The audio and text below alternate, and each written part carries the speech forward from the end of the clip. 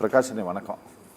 திரு செங்கோட்டையனுடைய interview இதுக்கு முன்னால் அவர் சொன்னதுலே ரொம்ப கவனிக்கத்தக்கது என்ன அப்படின்னா, நான் டெல்லிக்கு போயிட்டு வந்த பிறகு ஒரு நல்லது நடந்தது தானே அப்படின்ட்டு அவர் சொன்னார். நல்லது நடந்தது தானே அப்படின்னா என்ன அப்படின்னா, திரு அமித்ஷாவும் திரு இபிஎஸும் ஒன்றாக அமர்ந்து கூட்டணி டிக்ளேர் பண்ணது அப்படிங்கிறது தான் அவர் சொல்ல வந்தது. கிளியராக நமக்கு புரிஞ்சது. இது இவரை பின்னால் இருந்து யாராவது இயக்குறாங்க அப்படிங்கிற மாதிரியான சந்தேகங்கள் ஏதாவது எழுப்பலாமா, இல்லை தன்னுடைய எண்ண ஓட்டத்தை தொண்டர்களுடைய மனநிலையைத்தான் திரு செங்கோட்டையன் பிரதிபலித்திருக்கிறாரா? நான் இதுக்கு பதிலாக ஒரு குட்டி கதை தான் சொல்கிறேன், விஜய் ஸ்டைலில். அதாவது ஒருத்தருக்கு ஒரு ப்ராப்பர்ட்டி இருக்குது, அந்த ப்ராப்பர்ட்டியை இன்னொருத்தர் அடைய நினைக்கிறார். அவர் என்ன பண்ணுறாரு, அந்த ப்ராப்பர்ட்டியை சுற்றி இருக்கிறவங்க எல்லார்கிட்டையும் தகராறு வைக்கிறார். அது ஒரு கட்டத்துக்கு மேலே போயிட்டு அவர் குடும்பத்துக்குள்ளேயே தகராறு வைக்கிறார். சரி, இந்த பிரச்சனை எல்லாத்தையும் நான் சால்வ் பண்ணிடுறேன், நீ எனக்கு அந்த ப்ராப்பர்ட்டியை கம்மி விலைக்கு பாதி கொடுத்துரு, குறைந்தபட்சம் பாதி கொடுத்துரு, இல்லைன்னா முழு ப்ராப்பர்ட்டியும் கொடுத்துரு. இதுதான் அந்த தகராறு பண்ணுறவருடைய, அந்த ப்ராப்பர்ட்டி அடைய விரும்புகிறவருடைய கதை.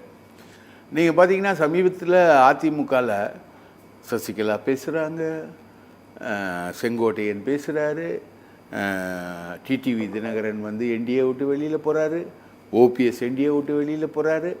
எல்லாருமே ஒரே பிரச்சனைகள் மயமாக தான் இருக்குது. தேமுதிக முறுக்கிக்கிட்டு இருக்கு, முதுகில் குத்தினார் எடப்பாடின்னு தேமுதிக சொல்லுது.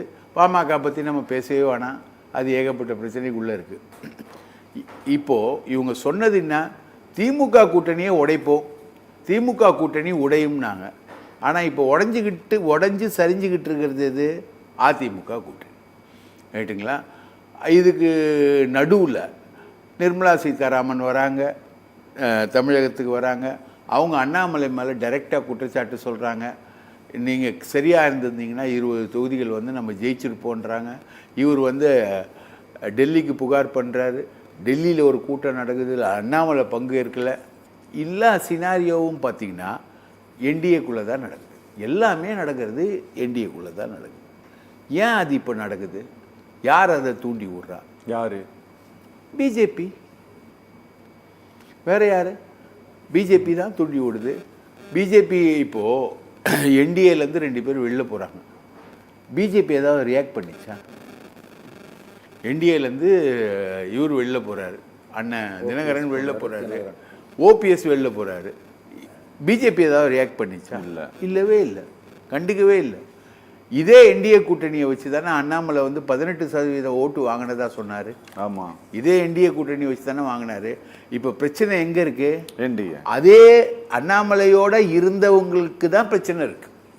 அண்ணாமலையோடு இருந்தவர் ஓபிஎஸ், அண்ணாமலையோடு இருந்தவங்க சசிகலா, அண்ணாமலையோடு இருந்த ஒரு டிடிவி, ரைட்டா?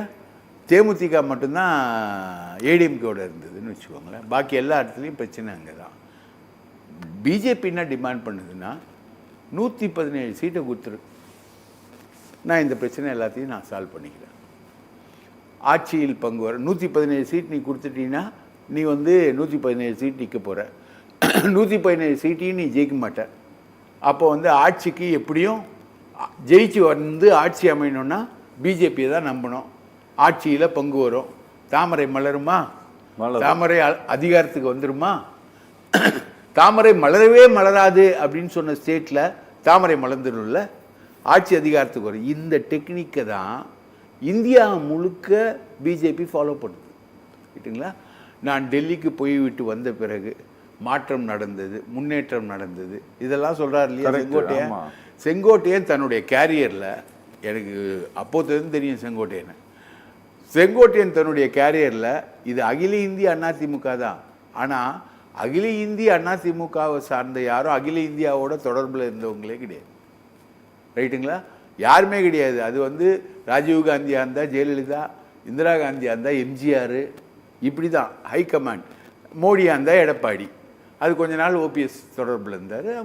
மோடினா ஓபிஎஸ் இபிஎஸ் 2 பேரும் தொடர்பில் இருப்பாங்க. ஆனால் இன்றைக்கி பார்த்தீங்கன்னா பியூஷ் கோயலை பார்க்குறது யார்? வேலுமணி. நிர்மலா சீதாராமனை போய் பார்க்குறது யார்? செங்கோட்டையன். போய் நிர்மலா சீதாராமனை சந்திச்சுட்டு வர்றாரு. ஸோ இந்த பிரச்சனை எல்லாத்துக்கும் காரணம் வந்து பிஜேபி. பிஜேபிங்கிற பார்ட்டியா இல்லை பிஜேபிக்குள்ள இருக்கக்கூடிய யாராவது ஒருத்தரா? சார் பிஜேபி அதில் வந்து அதீத ஆர்வத்தில் அண்ணாமலைக்கு என்ன அஜெண்டா, நான் வந்து 18% ஓட்டு வாங்கினேன், என்னை வந்து அடுத்த 2026 முதலமைச்சர் வேட்பாளராக நிற்க வச்சு நீங்கள் வந்து தேர்தலில் சிந்திச்சிருந்தீங்கன்னா நான் இன்னைக்கு வந்து பிஜேபியா திமுகவா அப்படின்ற மாதிரி ஒரு சூழலை உருவாக்கியிருப்பேன். நீங்கள் வந்து எனக்கு வாய்ப்பே கொடுக்கல, அதிமுக தான் பெஸ்ட்டு கூட்டணின்னு நீங்களாக போய் சேர்ந்துக்கிட்டீங்க. நீங்கள் நயினார் நாகேந்திரனை கொண்டு வந்துட்டீங்க. நயினார் நாகேந்திரனை நான் ஜெயிக்க விடுவேன்னா? எடப்பாடி வந்து தற்குறி, எடப்பாடி மோசமான ஆள் அப்படின்னு நான் பேசினவன், நான் எடப்பாடியை ஜெயிக்க விடுவேன்னா? நான் பிரச்சனை பண்ணுவேன். டிடிவி தினகரன் வெளில வராரா, ரொம்ப ரைட்டு, சந்தோஷம்.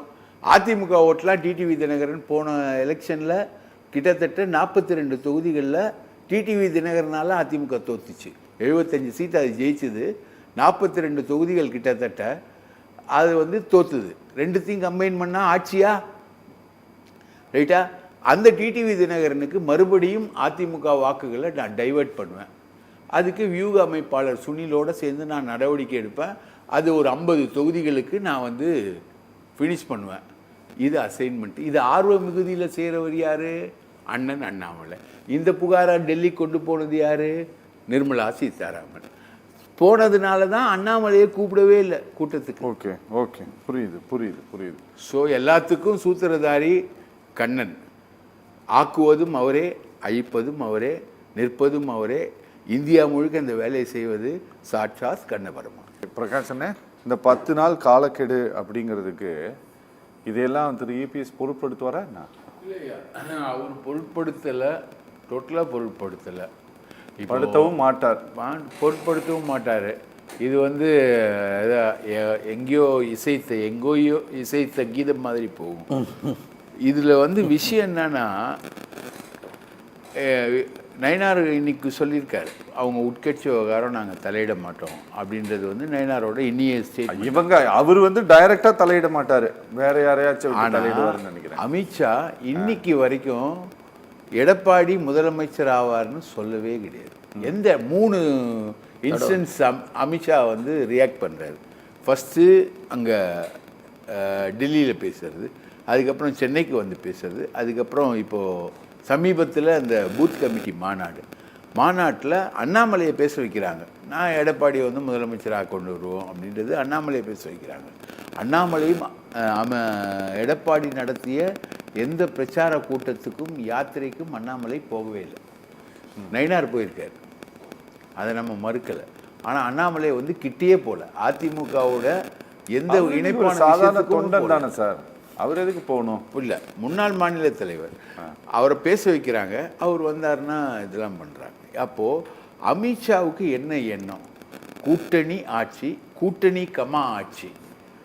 இந்த இதில் வந்து அமித்ஷாவும் இன்னைக்கு வரைக்கும் லைனில் வரல, எடப்பாடியும் இன்னைக்கு வரைக்கும் லைனில் வரல. ஸோ இது சிக்கல் தானேங்க. நீங்கள் ஏடிஎம்கேயோட ட்ராக் ரெக்கார்டு எல்லாருமே பிச்சு சொன்னார். இல்லை, இந்த ஒரே மாதிரி மனநிலையுடைய நபர்கள் ஒருவேளை இவர் சொல்கிறத போல் 10 நாள் கழிச்சு இந்த விஷயம் வந்து விஸ்வரூபம் எடுக்க போகிறதா இல்லை புஷ்ஷுன்னு போக போகுதா அப்படிங்கிறது தெரியல. அது கொஞ்சம் நாளானால் தான் நமக்கும் தெரியும். ஆனால் இது அவ்வளோ பெரிய விவகாரமாக இது மாறுவதற்கு வாய்ப்பு இருக்குன்னு உங்களுக்கு தோணுது சார்? இப்போது சமீப கால அரசியலில் வந்து முன்னாடி எங்களுக்கு பழைய தலைவர்கள்லாம் அரசியல் கற்றுக் கொடுத்தாங்க. அந்த பீரியட்லாம் இருக்குது, விபிசி மாதிரி. அந்த பீரியடை தாண்டி இப்போ வரக்கூடிய பீரியடில் என்ன நாங்கள் புரிஞ்சுக்கிறோன்னா, நிகழ்கால அரசியலில் எதுவுமே பாஜக இல்லாமல் அசையாது.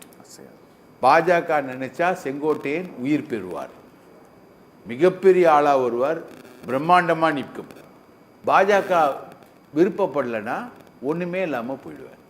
இன்னைக்கு லெவலில் இருக்கக்கூடிய லைன் என்னன்னா, எடப்பாடி ஸ்ட்ராங்காக, 2 திமுக அதிமுக ரெண்டுமே ஸ்ட்ராங்காக இருக்குது. பிஜேபி விஷயத்தில் அவங்க ஸ்ட்ராங்காக இருக்கிறதுனால இந்த எதிர்ப்புகளை சமாளிப்பாங்க. இப்போது உதாரணத்துக்கு காம்ப்ரமைசிங் ஃபார்முலான்னு வச்சுக்கோங்களேன். இவர் நம்ம கேபி முனுசாமி துணை பொதுச் செயலாளராக இருக்கார்.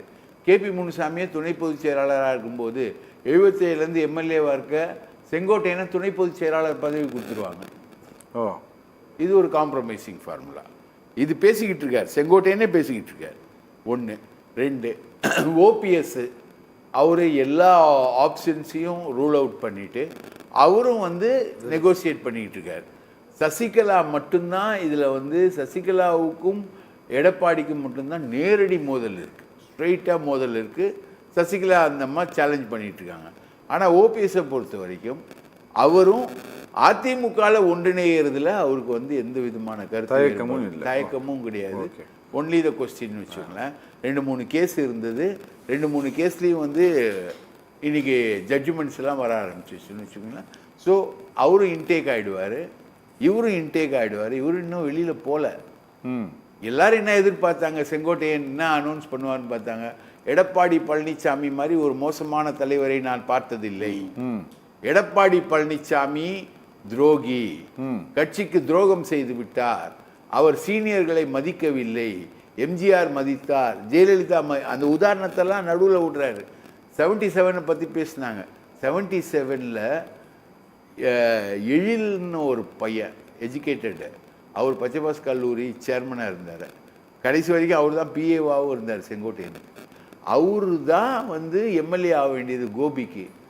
இவர் போயிட்டு எம்ஜிஆர் கிட்ட அவர்கிட்ட சொல்லி எழிலுக்கு சீட்டு வேணாம் சொல்லிட்டு இவர் எம்எல்ஏ ஆகுறாரு. இதுதான் இவரோட என்ட்ரி. அப்ஸு டவுனு போக்குவரத்து. இதே ஓபிஎஸ்ஸை வந்து அவர் வந்து திமுகவோட இணக்கமாக போயிட்டாருன்னு செங்கோட்டையன் வந்து ஜெயலலிதா கிட்ட புகார் வாசித்த படலம் வந்து அவர் ஓபிஎஸ் வந்து எதிர்கட்சி தலைவராக அந்த 4 எம்எல்ஏ சீட்டுகளில் போட்டிட்டதுனால ஜெயலலிதா ரிசைன் பண்ண வேண்டிய சூழலில் இருந்தது. ஓகே. ஸோ இது மாதிரி நிறைய விஷயங்கள். அவர் இப்போ எடப்பாடி வந்து போனார். அஃப்கோர்ஸ் எடப்பாடியுடைய பதவி இந்த 10 நாள் காலக்கெடுவால் எதுவுமே நடக்க போகிறது கிடையாது. இல்லைங்க, அதுதாங்க 10 நாள் காலக்கெடு இல்லைங்க, 1 நாள் காலக்கெடு இல்லைங்க, 2 நாள் காலக்கெடு இல்லைங்க. எது நடந்தாலும் அது பகவான் அமித்ஷா அருளால் தான் நடக்கும்.